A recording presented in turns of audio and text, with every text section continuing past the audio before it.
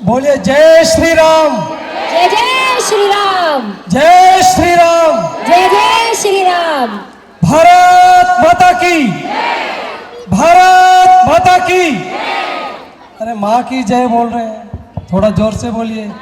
और मेरे जो सामने बैठी सब माताएं तो है, बोलिए भारत माता की। हाँ, अब आवाज आई, अब एक माँ की आवाज है। मंच पर मेरा मार्गदर्शन करने वाली मेरी बहनें, मेरे घर की बड़ी, मेरी माँ समान हमारी पौडवाल जी मैडम, और हमेशा मुझसे प्रेम करने वाले पौडवाल जी भाई साहब, जिनका आशीर्वाद मुझे हमेशा रहा है और मार्गदर्शन रहता है। सामने बैठे हुए बहुत सारे चेहरों को मैं जानता हूँ, बहुत सारे चेहरों के मैं घर जाके चाय पीकर आया हूँ और बहुत सारे नहीं जानते हैं। तो आज के कार्यक्रम में मुझे जान लीजिए, बहुत सारा पौडवाल जी मेरे बारे में बताया है और कुछ मैं बताने की कोशिश करूँगा। आज का कार्यक्रम हल्दी कुमकुम का कार्यक्रम है। दीदी मैं आपका नाम नहीं ले पाया, है ना, शर्मा दीदी, सुनीता जी, गुप्ता जी, है ना। तो अभी ममता जी मेरे सामने बैठी। एक बात, मैं यदि नाम लेने जाऊंगा तो ये कार्यक्रम नाम लेने में ही चला जाएगा। आज का कार्यक्रम हल्दी कुमकुम का कार्यक्रम के साथ एक आत्मनिर्भर और नारी सशक्तिकरण के ध्येय से ये कार्यक्रम किया गया है। ये कार्यक्रम की सोच हमारे प्रधानमंत्री जी की सोच है और वो जो सोचते हैं हमारे जैसा कार्यकर्ता उसे इस धरती पर उतारने के लिए प्रयत्नशील रहता है। हम नेता लोग बोलते हैं और सामने बैठे हुए लोग सुनते हैं। मेरा एक आज कुछ अलग उद्देश्य था कि आप लोग बोले और मैं सुनूं। यदि मैं चुनकर जाऊं तो वहां जाकर करूंगा क्या, ये आप बताएं और मैं वो पूरी परिपाटी बनाऊं कि मेरा एक एक काम मुझे आगे क्या करना है। मेरा राजनीतिक उद्देश्य लोगों की सेवा करना है। तो मैं 1-2-5 मिनट मैं चाहूँगा कि माइक है तो यदि किसी को बोलना है, यदि किसी की समस्या है, वो जो घर में बैठी हुई माँ, वो जो गृहिणी जिसको कोई नहीं बाहर जाके वो बोल नहीं पाती है, तो मैं आज उनको सुनना चाहता हूँ, वो बोले। मैं चाहता हूँ कि एक माइक की व्यवस्था की जाए और वो सामने इनको किसी को दिया जाए, मेरी बहन को, किसी मेरी माँ को है जी। कोई शहर के बारे में बोलने की सोचा है। मैं ये चाहता हूँ कि मेरा शहर क्या सोचता है, मेरी माँ बहन क्या सोचती है इस शहर के बारे में। हाँ, यहाँ पे जितने भी स्कूल्स हैं, मेरे बच्चों का तो अभी स्टडी 9-10 में कंप्लीट हो जाएगा, बट बहुत सारे पेरेंट्स को ये प्रॉब्लम होता है कि फीस यहाँ पर इतनी ज़्यादा है, 1 लाख 1.25 लाख। यहाँ पे सारी बुक्स वगैरह, यूनिफॉर्म्स वगैरह आपको जो भी लेना है स्कूल से ही लेना है, स्कूल के वेंडर से ही लेना, चाहे वो 1000 रुपये का हो चाहे 4000, आपको वहीं से लेना पड़ेगा। तो मेरा यही तो कंसर्न है, अगर इस पर कुछ काम हो सके मीरा भाईंदर में तो बहुत अच्छा होगा। बहुत सुंदर प्रश्न है दीदी, मेरे हृदय की बात आपने छीनी। और मैं आपको बता दूं कि कोविड के अंदर लोगों ने, उनका भी हालत खराब थी, वो उनके बच्चे भी स्कूल की फीस नहीं भर पा रहे थे। हम उसके नीचे की कैटेगरी में तो बहुत सारे लोग थे। तो मैं आपको बता दूं, मैंने और मेरे साथियों ने 150+ स्कूल के बच्चों की फीस भराई है। उसमें ये नहीं कि मैंने मेरे जेब से दिए।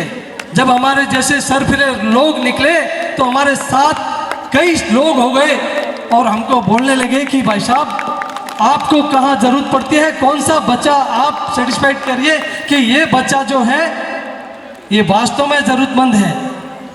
हमने स्कूलों में जाकर बोला कि आप आधी स्कूल की फीस आप माफ़ करिए, आधी हम कहीं से व्यवस्था करते हैं।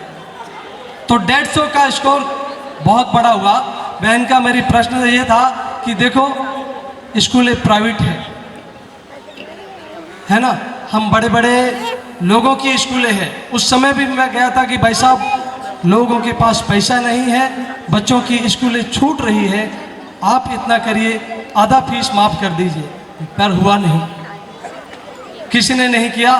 तब हमारे जैसे लोग जो इस राष्ट्र से प्रेम करते हैं, जो इस देश से प्रेम करते हैं, वैसे लोग निकले और लोगों की हेल्प के लिए, और बहुत सारे हजारों हाथ खड़े हो गए और 150 प्लस हमने स्कूल के लोग बच्चों की फीस को माफ़ कराया। कुछ स्कूल ने हमें मदद की, कुछ दानदाता आगे निकले और ये पुण्य का कार्य हुआ। मैं आपको एक चीज़ और विश्वास दिलाता हूँ, ये नगर पालिका के अंदर मेरी पार्टी के लोग भी जाते हैं, दूसरी पार्टियों के भी लोग जाते हैं, बहुत सारे नगर सेवक जाते हैं, पर स्कूल की विषय पे काम आम सभा के अंदर आप वीडियो रिकॉर्डिंग उठाकर देखिए कि कितनी बार काम हुआ है, किन लोगों ने बोला है कि आम लोगों के लिए स्कूल का होना चाहिए। ये जब तक नहीं कोई बोलेगा, जब तक आप नहीं बोलोगे, कोई नहीं बोलेगा। अभी पड़वाल जी बोल रहे थे कि हमने जो हाथ में काम लिया और वो काम तुरंत हो रहे हैं। क्यों हो रहे हैं? क्योंकि हम बोल रहे हैं, लोग जाग रहे हैं। 2 महीना पहले खड्डों के पूरे रोड खड्डों से टूट चुके थे, कोई सब सोए थे। शहर के अंदर 3 से 4 मौतें हो गई, किसी को कोई फर्क नहीं पड़ता, क्योंकि जिसके घर मौत हुई है उसको फर्क है। हम सब शून्य हो गए, हमारी संवेदनाएं कहाँ गई? क्यों फर्क नहीं पड़ता? हम क्यों नहीं बोलते? हृदय पे हाथ रख के बोलिए। आप तो मातृशक्ति में तो भावनाएं होती है, आप विचार करिए। सब चुप, तो हम चुप कैसे बैठे? मैं चुप नहीं बैठ सकता। मैं और मेरे साथी निकल पड़े। हमने एक एक खड्डा भरना चालू किया। और भाई साहब, मैं बता रहा हूं, मैंने 50 से प्लस ज्यादा खड्डे मैंने भरे। सीमेंट हमारा, कंक्रीट हमारा, रेती हमारी, और हमारे जैसे कई लोग साथ निकल पड़े कि चल यार तू कर सकता है, तू चल। वो कारवा निकल पड़ा, 50 से प्लस खड्डे भरे। तो कुछ लोगों को शर्म आने लग गई। आयुक्त साहब की भी नींद जागी, बोले यार तू मत कर, मैं करके कर, मैं करूंगा। काम हुआ और मैं खड्डा मुक्त अभियान लिया था। मैं आज पारा के प्रभाग के लोग मेरे सामने बैठे हैं, मैं कोई अभी नगर सेवक नहीं हूं। मैं आपको चैलेंज करता हूं कि आप मुझे बताइए कि मेरे प्रभाग में एक भी खड्डा है, मैं भरूंगा। और मुझे विश्वास है कि आपको खड्डा अभी नहीं मिलेंगे, क्योंकि वो काम हम कर चुके हैं। हम समझते हैं जो घर आपके घर की पीड़ा है वो मेरे घर में भी होगी। हम समान लोग हैं, हम 1000 करोड़ के लोग नहीं हैं, हम सामान्य लोग हैं, आपके साथ उठने बैठने वाले लोग हैं।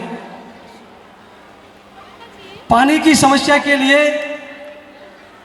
मेरा सामर्थ्य छोटा है, लेकिन मेरे नेता, मेरे लोग और मैं जहां जाता हूं ना, तो ईश्वर की एक बड़ी कृपा है मुझ पर कि वो काम होता है, क्योंकि निष्काम है, उसमें स्वार्थ शून्य है।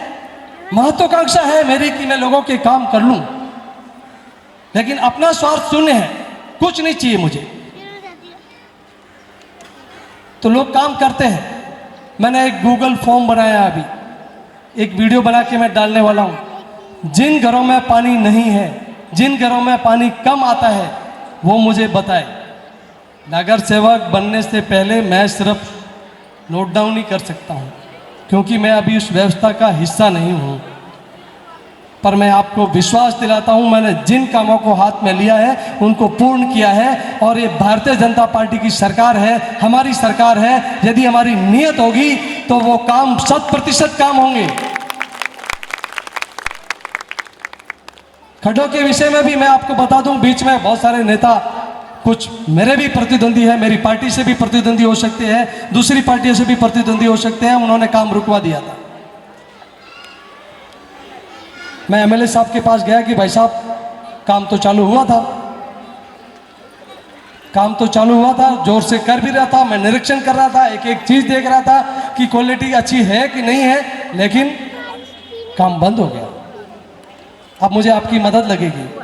तो उन्होंने बोला कि तुझे क्या पता किसको फ़ोन करने से काम होता है, मैं करता हूँ। तो उन्होंने फ़ोन किया, काम फिर से चालू हो गया। तो जहाँ जहाँ गए इस पार्टी उस पार्टी, जो नेता वो नेता काम करवा के लिया। तो मुझ पर विश्वास करिए, जो काम मैंने हाथ में लिया है वो पूर्ण किया है। मेरे कामों की लिस्ट बड़ी है। ऐसा ही मैं एक उदाहरण और देता हूँ कि हम और आप एक सामान्य व्यक्ति है और मैं भी सामान्य हूँ, पर मेरे पास, मुझे लोग कंप्लेंट बॉक्स के नाम से जानते हैं। अयोध्या के अंदर, अयोध्या में जब लोग मंदिर के दर्शन के लिए जा रहे थे तो मुझे सैकड़ों फ़ोन आ रहे थे कि भाई साहब हमको जाना है। अब मेरे को समझ में नहीं आ रहा कि यार मैं इनको कैसे लेके जाऊं, मेरे सामर्थ्य से तो बाहर है, मैं खुद ही नहीं जा पा रहा हूं। तो ऐसे जब कॉल ज़्यादा आने लगे तो अंतरात्मा जागी कि यार तू कुछ कर सकता है, लोग सब बोल रहे हैं तो तुझे कुछ करना चाहिए।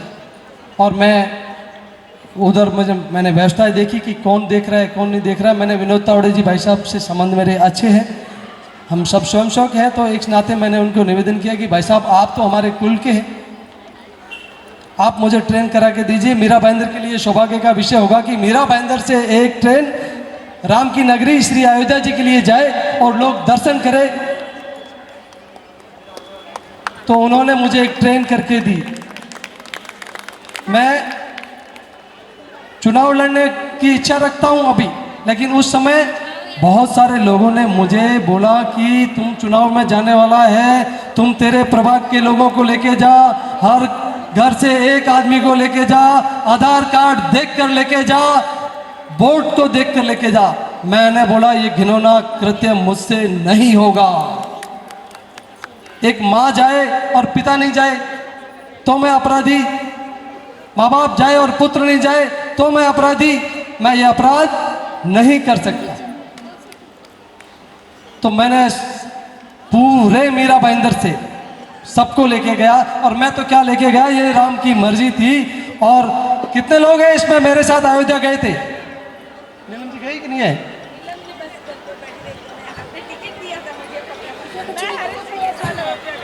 तो ये सौभाग्य, हाँ आंटी पता है, बहुत सारे लोग मिलेंगे जी जी। तो ये हम पर राम की कृपा हुई, हम हैं सामान्य, पर ये आप सोच के रखिए कि राम की बड़ी कृपा है हमारे पे, तो परिणाम हमारे पक्ष में ही आने वाला है। खैर, और किसी की कोई मेरी मातृशक्ति यदि कोई सुझाव देना चाहता है, मैं स्कूल के विषय में, मैं जब भी नगर पालिका में जाऊंगा, मेरा एक ध्येय है कि मेरे शहर के बच्चे, मेरे भी घर में 2 बच्चे हैं, है ना, मैंने उस पीड़ा से मैं भी गुजरा हूँगा और आप सब माताएं गुजरी होगी। एक पैसा जोड़ के जो मातृशक्ति काम चलाती है वो सबको पता है। बच्चे की 5-5 लाख रुपए की फीस होती है, घर में 2 बच्चे हो जाए 10 लाख रुपए चला जाता है। 10 लाख रुपए आदमी साल में कमाता ही नहीं भाई साहब, कहाँ से लाएंगे? तो मैंने 4-5 महीना पहले मैंने एक आमदार साहब को भी निवेदन किया था, हमारे नेता नरेंद्र मेहता जी को, कि भाई साहब एक महाविद्यालय हमारे इधर होना चाहिए, और यदि मैं तो चाहता हूं कि मेरे प्रभाग में हो जाए, कोई ज़मीन मिल जाए सरकारी और वहाँ ले आए। मैंने प्रताप सरनाईक जी से भी निवेदन किया था, हमने मुख्यमंत्री साहब को भी एक लेटर लिखा है कि एक महाविद्यालय की एक व्यवस्था हो। तो ये बहुत सारे विषय हैं स्कूल के लिए। मुझे ईश्वर ने यदि निमित्त किया होगा, अवसर दिया, तो मैं इस स्कूल के विषय में ज़रूर काम करूंगा मेरी बहन, मैं ज़रूर काम करूंगा। पानी के विषय में काम करूंगा। और कोई समस्या है किसी के पास? माइक किधर? हाँ, इनकी समस्या है। जी जी बोलिए जी। एक मिनट बोले, समस्या माइक पास में रखिए कि हमारे बिल्डिंग के सामने जितने भी नॉनवेज का है, नॉनवेज जहाँ पे आपका ऑफिस है, वहाँ मच्छी एक और ये अपना चिकन वाला, उसकी वजह से हम लोग विंडो में बैठना बंद कर दिए हैं 2-3 साल से। और हम 2 साल पहले लेटर भी दिए, कमला जी को पता है, लेकिन आज तक उसका कुछ सुनवाई हुआ नहीं। बड़ी सुंदर बात, विषय अपने आप आ रहे हैं और इस विषय पे मैं काम कर चुका हूँ।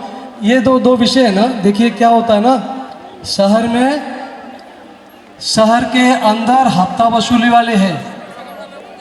ये मंच से मुझे पता नहीं बोलना चाहिए कि नहीं बोलना चाहिए, पर मुझे सच की आदत है, मैं सच बोलता हूँ। इन हफ्ता वसूली वाले लोगों ने इनको बिठा के रखा है। और यही हफ्ता वसूली के कारण रामदेव पार्क के अंदर 300 से ज़्यादा लोग रामदेव बांग्लादेशी थे, पता नहीं वो कौन लोग थे, मीरा भाईंदर के नहीं थे, महाराष्ट्र के नहीं थे, और शंका तो इस बात की है कि वो भारत के भी थे कि नहीं थे। उनसे हफ्ता वसूली के ध्येय से उनको बिठाया गया था, मैंने उनको निकाला है। मैं एक चीज़ और बोलता हूँ आपको, सरकारें नगर पालिका किस तरीके से काम करती है मुझे नहीं पता, ये क्यों नहीं देखती, उनको दिखता नहीं है क्या? सब दिखता है, लेकिन उनको सुहाता है, उनमें उनका फायदा है, इसके लिए कर रहा है। पर मैं ये विषय ले चुका हूँ, मैं अभी रामदेव पार्क पे भी काम करूँगा, और ये जो लोग हफ्ता वसूली कर रहे हैं मैं इनको इलेक्शन से पहले आप सबके सामने लाने वाला हूँ कि आपको वोट किसको देना है कि नहीं देना है। ये बात आप ध्यान रखना, जो लोग हफ्ता वसूली कर रहे हैं इनको रोकना है, हमको उनको वोट नहीं करना है, चाहे कोई भी हो, चाहे कोई भी हो, चाहे मैं भी क्यों नहीं होगी, मेरा भी यदि नाम आता तो आप मुझे वोट मत करिए। तो ये फेरी का विषय में मैं लगा हूं, और इसमें मैं आपको एक टेक्निकल चीज़ बताता हूँ, थोड़ी मेरे मन में आई, मैंने इस फेरी के विषय में अध्ययन किया, तो मैं आपको बताता हूँ कि रामदेव पार्क में जाएंगे, वो रोड पे ममता दीदी, रामदेव पार्क में कभी जाना होगा, उधर जाके देखिए, आपका चलना मुश्किल है, गाड़ी लेके जाना मुश्किल है ना। ये रोड पे तो मैंने निकाल के खाली करा दिया। अब वो मैं उनके विरोध में नहीं हूँ कि वो फेरी वाले धंधा करना चाहिए कि नहीं करना चाहिए, वो अपना रोजी रोटी चलाते हैं, उनका घर चलता है, चलना चाहिए। नगर पालिका ने एक मीनाताई ठाकरे एक हॉल बनाया है, उसके अंदर सब्जी वालों का एक व्यवस्था की हुई है ना। ये व्यवस्था चालू भी थी, मुझे जहाँ तक जानकारी है कि इसके ऊपर 50 करोड़ रुपए का खर्चा किया गया, और प्रमोद महाजन जी के ये हॉल के ऊपर भी 50 करोड़ रुपए का खर्चा किया, लगभग 100 करोड़ रुपए का खर्चा हुआ। इस 100 करोड़ का उपयोग देखिए आप, इस 100 करोड़ का उपयोग देखिए। मीनाताई ठाकरे में कोई सब्जी खरीदने गया है क्या? कभी गए थे 2021 से पहले ना, 2020 से पहले, कोविड से पहले ना, कोविड में ये बंद हो गया है ना। अब वो लिटिगेशन, वो कॉन्ट्रैक्टर ने केस डाला है, वो बंद पड़ा है। अब आप एक बात बताइए, आप में से बहुत सारे लोग होंगे जिनके पास 2-2 घर है, ममता दीदी के पास है ना, एक भाड़े पे रखा है, भाड़े पे देते हैं कि नहीं देते? जो भाड़े पे देते हैं तो वो एग्रीमेंट बना के लेते हैं कि भाई 11 महीने के लिए दिया है, 2 साल के लिए दिया है, 3 साल के लिए दिया है ना। और उसमें वो क्लोज हमको देखना होता है कि क्या क्या क्लोज डालना होता है। ऐसे क्लोज क्यों नहीं? आपने खाली कराया, प्रॉपर्टी आपकी, वो कहीं ना कहीं आपने उस कॉन्ट्रैक्टर के पक्ष में क्लोज डाले, तब तो वो खींच रहा है, और लोग परेशान हो रहे हैं, रोड पे गाड़ियां लग रही है, चलने को नहीं हो रहा है। तो विचार करने का ये शहर आपका है, इसके बारे में सोचना आपको है, ये कोई और सोचेगा नहीं। और जब आप नहीं सोचेगा तो आपके बारे में कोई और सोचेगा, वो जैसा सोचेगा फिर वैसा चलेगा। इसके लिए सोचना जरूरी है। ये फेरी का विषय मैं लगा हूं और जल्द ही निवारण लूंगा, और मैं कोशिश करूंगा कि ये जो मीनाताई ठाकरे है हॉल है, ये चालू हो जाए और यहाँ के फेरी वाले वहाँ शिफ्ट हो जाए, उनके लिए व्यवस्था हो जाए, तो ये एक बहुत बड़ी सॉल्यूशन हो जाएगी। और मुझे लगता है कि माँ भारती साथ में है, भगवान श्री राम साथ में है, और हमारी नीयत साफ है, तो हम वो काम अपने आप हो जाएगा, और हमारे नेता भी हमारे साथ हैं। आप शहर के कोई भी हॉस्पिटल में जब मैं जाता हूँ ना, तो सामने वाला डर जाता है कि ये बिल माफ़ कराने आया है, ये बिल माफ़ कराने आया। पर ये बहुत बड़ी समस्या है कि हमारे उधर हॉस्पिटल नहीं है। नहीं है, जो उसमें भी इमरजेंसी केस होगी तो लोग हमारे बीच में, एक मिनट दीदी, हमारे बीच में हमारे गोल्डन वेस्ट मंडल के मंडल अध्यक्ष श्री दीपक जी सावंत और मेरे साथी, एक बार मैं चाहता हूं कि मेरे साथी हमारे मंडल अध्यक्ष जी के लिए एक बार तालियां बजाइए जी। हॉस्पिटल तो है, लेकिन हॉस्पिटल में जाने पे इमरजेंसी में वो लोग केस लेते नहीं है। और जी। दूसरे की बिल ऐसा डालेंगे कि साधारण आदमी उसे सह नहीं सकता, इसलिए वो हॉस्पिटल में जाता नहीं है। दो विषय इसमें है। देखो क्या है कि हॉस्पिटल उनका है, हॉस्पिटल एक बिजनेस है, डॉक्टर उनकी अपनी एक प्रक्रिया है, उनका अपना वो एक कैटेगरी के लोग उसमें डॉक्टर्स आते हैं, तो उनका अपना भी बोलना भी ठीक है। लेकिन बिल बड़ा होता है तो हर कोई भर पाना संभव नहीं होता है ना। सामान्य लोग हैं बहुत सारे, मैं बोलता हूँ कि ये बात हर किसी के मन की होगी। हम में से ऐसा तो कोई है नहीं कि 1000 करोड़ के मालिक है, कोई फर्क नहीं पड़ता, कितना भी ले ले भाई, बहुत पड़ा है, ऐसा नहीं है। तो शहर के अंदर हॉस्पिटल की सुविधा होनी चाहिए, ये विषय मैंने हमारे नेताओं के बीच में रखा है और मैं आपको आश्वासन देता हूं कि सरकार हमारी है, इस विषय पे काम करेगी और मुझे भी जीवन में अवसर मिलेगा तो मैं अगली बार जब आपके साथ जब भी बैठूंगा तो इस विषय पे काम करता हुआ बैठूंगा, इसकी जानकारी लेके बैठूंगा और कितना प्रोग्रेस हुआ ये भी बताता रहूंगा। ये मैंने नोट डाउन कर लिया है और जो मैं काम लेता हूं उसको 100% जब तक नहीं होता है मैं पीछे हटता नहीं हूं। ये मेरी पहचान है, ये मेरी पहचान है। और किसी को कुछ बोलना?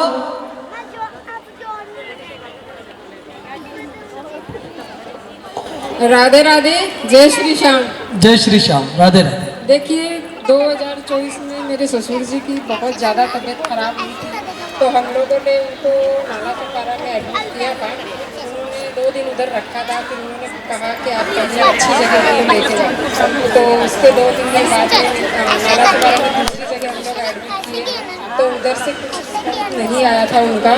फिर हम लोग भक्ति वेदांत में काफ़ी जगह मतलब गाड़ी लेके घूमे ताकि उनको बेड मिल जाए, लेकिन उन लोगों ने कोई जगह नहीं दी उधर, मतलब और भी काफ़ी बड़े हॉस्पिटल है इधर। ये कोविड के दौरान था? नहीं, 2024 में। 24 में। हाँ, तो बोला कि कहीं आप अगर उनको अच्छी जगह लेके चले जाओ तो शायद उनका ट्रीटमेंट अच्छे से हो जाएगा।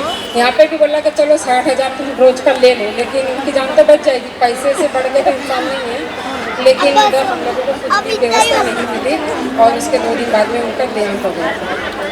तो ऐसी मतलब व्यवस्था होनी चाहिए। कुछ लोग ऐसा रहते हैं कि मतलब इमरजेंसी में जाते हैं, वो लोग लेते नहीं। ये चीज़ मैंने नोटिस भी किया है। दीदी मुझे इस बात की शर्म है, मुझे बड़ा ये प्रश्न पूछ, ये जो मेरे अंदर चुभ गया।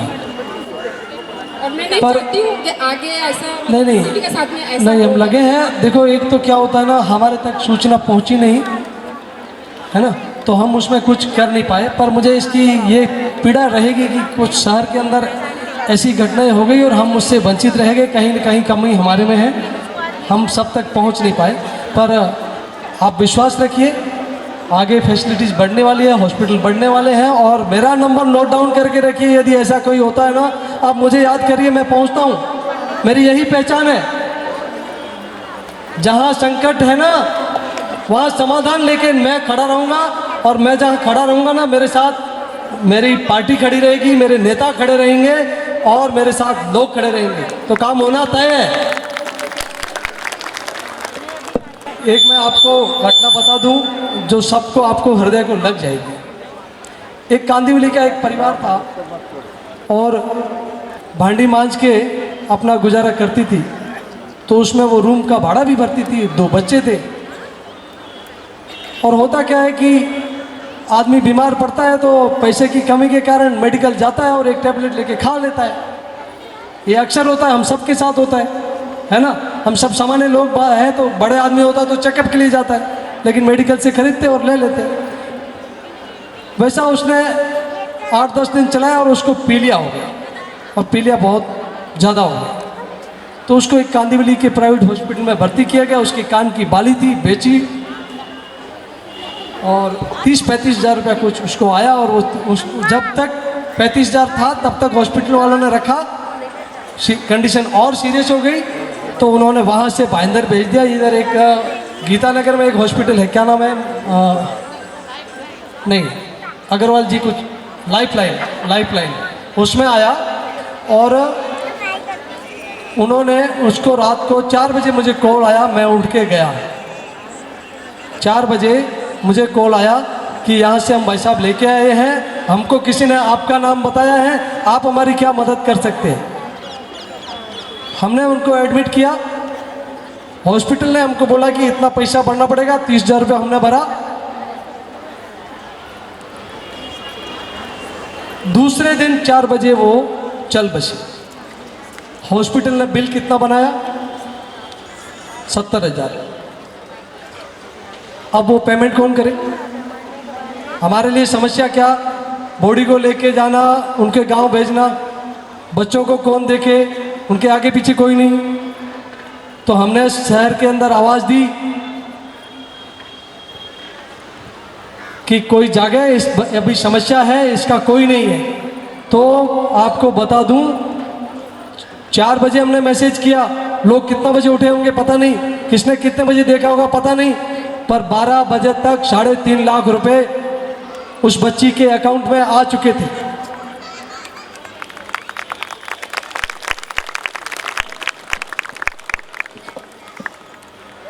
उस बच्ची के अकाउंट में 3.5 लाख रुपए आ चुके थे। जो एम्बुलेंस लेके उसको जाने वाला था, उसने बोला था पहले 50,000 रुपया, जब परिस्थिति देखी तो बोला भाई साहब मैं 30,000 रुपया लूंगा, मैं इस बच्ची से पैसा नहीं ले सकता, मेरा जो खर्चा है वो मुझे दे दो। डॉक्टर को हमने बोला हम पैसा आपको अब नहीं दे सकते, इसके पास है ही नहीं। थोड़ी नोकझोंक हुई, पर कोविड का दौरान था तो हमने भी व्यवस्था बना के रखी।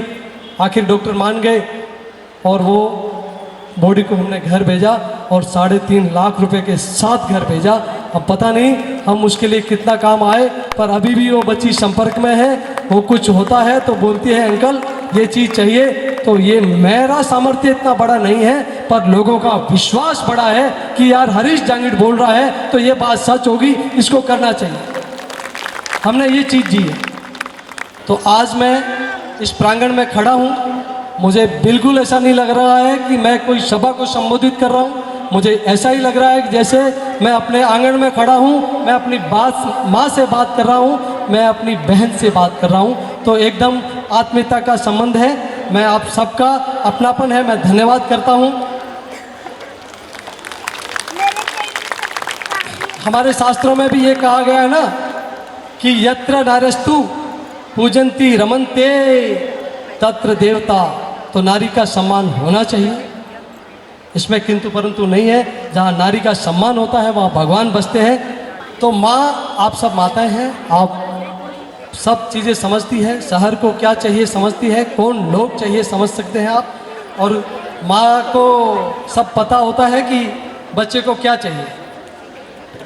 और बच्चा भी पहला शब्द क्या बोलता है अपने जीवन में? बच्चा क्या बोलता है? सबसे पहले शब्द बोलता है माँ। तो जब माँ बोल देता है ना, जीवन में यदि किसी को एक शब्द पूछा जाए कि क्या बोलना है तो वो माँ है। तो आप सब सम्मानित हैं। मैं एक विषय और है जो मुझे लगता है करना चाहिए, हालांकि सब विषय मैंने कर ही नहीं पाया, विषय आप सब ने बताए और मुझे उसका जवाब में जो हमने किया है, मेरे कार्यों की लिस्ट तो उन्होंने बताई है। हम हिंदुत्व पे काम करने वाले लोग हैं। जहाँ कहीं भी हमारी माँ और बहन असुरक्षित हुई तो हम सबसे पहले हम मिले आपको और मिलेंगे भी, ये मेरा वादा रहा। एक इंद्रलोक की घटना है, 3 साल की बच्ची जिसके साथ एक विधर्मी ने, आप अंदाज़ा लगाइए कि हमारा शहर, हम किन लोगों के बीच में रह रहे हैं, हम कितने सुरक्षित हैं। 3 साल की बच्ची, सोच नहीं सकता कोई। उस दिन हम सब गुस्से से भर गए थे। पता नहीं हमने पुलिस वालों से कितनी बार झगड़ा किया होगा, लाठी चार्ज हुआ होगा, हमने लाठियां खाई है। तो सुरक्षा में तब तकलीफ होती है ना कि किसी बहन के साथ, किसी माता के साथ कोई इस तरह की घटना हो, तब हमारा जीना बेकार है। तो मैं आपको विश्वास दिलाता हूं, सुरक्षा में हम जब भी कहीं भी ऐसा विषय हुआ, काशीमीरा से लेके उत्तन तक हम सबसे पहले पहुंचते हैं। हम हिंदुत्व के लाग। और एक चीज़ और बोलता हूं मैं, मुझे पता नहीं बोलना चाहिए कि नहीं बोलना चाहिए, हिंदुत्व पे वोट लेने वाले लोग सैकड़ों लोग मिलेंगे, सैकड़ों पार्टियां मिलेगी, हिंदुत्व की कमाई खाने वाले लोग सैकड़ों मिलेंगे, लेकिन जब हिंदुत्व पे काम करने की बारी आएगी तो हमारे जैसे लोग मिलेंगे, वो नेता नहीं मिलेंगे जो सिर्फ आपके पास हिंदुत्व के लिए वोट लेने आते हैं। मैं विश्वास के साथ कहता हूं, नहीं मिलेंगे आप। और हम उनको लेके भी आएंगे, हमारा कोई साथी रहेगा ना, खींच के लेके आएंगे कि यही काम है असली, हम इस काम के लिए आए हैं, हम इस काम के लिए ही बने हैं। और शहर का परिवर्तन 3.5 साल से कोई नगर पालिका में भी कोई सत्ता नहीं, तो मैं किसी को जो पुराने थे मैं उनको दोष देने नहीं जा रहा हूँ। ये बात मैं आपको पहले से बोल रहा हूँ कि ऐसा नहीं समझे कि मैं किसी को दोष दे रहा हूँ। ये हमारी व्यवस्थाएं हैं, वर्तमान व्यवस्था की बात कर रहा हूँ मैं। और मात्र शक्ति यदि ठान ले कि परिवर्तन लाना है, माँ यदि ठान ले तो परिवर्तन लाना है तो वो ला सकती है। माँ ही है, जिजाऊ यदि नहीं चाहते तो हमारे छत्रपति महाराज शिवाजी महाराज नहीं बनते। तो आप में वो परिवर्तन की क्षमताएं है। मैं राजनीति में हूं ना, बहुत सारे लोग मुझे बोलते हैं कि हरीश भाई आप तो भावनाएं में बात करते हैं, पर मुझे ऐसा लगता है ना कि जिसके अंदर भावना नहीं है ना, वो एक रोबोट है, वो एक रोबोट है। तो भावनाओं के साथ काम करिए, इस राष्ट्र को प्रथम रखिए, मीरा भाईंदर को प्रथम रखिए, और इस जिस भूमि में रहते हैं ना, उस भूमि के लिए नहीं सोचते हैं ना, तो हम सब अपराधी हैं। इस पर विचार करना। चुनाव में जाने से पहले, वोट दबाने से पहले आप सिर्फ बटन नहीं दबाती है, उससे पहले आप अपने बच्चों का भविष्य, आपका भविष्य उस बटन से निर्धारित होता है। उस व्यक्ति को पहले देखना जो खड़ा है, उसके बाद देखना कि चिन्ह कौन सा है। तो मैं सब आपसे परिवर्तन की आस लेके, और जागरूक हो जाएंगे ना तो काम अपने आप हो जाएगा। सब काम तो बहुत छोटी सी चीज़ है, जब अपने आप होते हैं। पब्लिक को जागरूक होना चाहिए।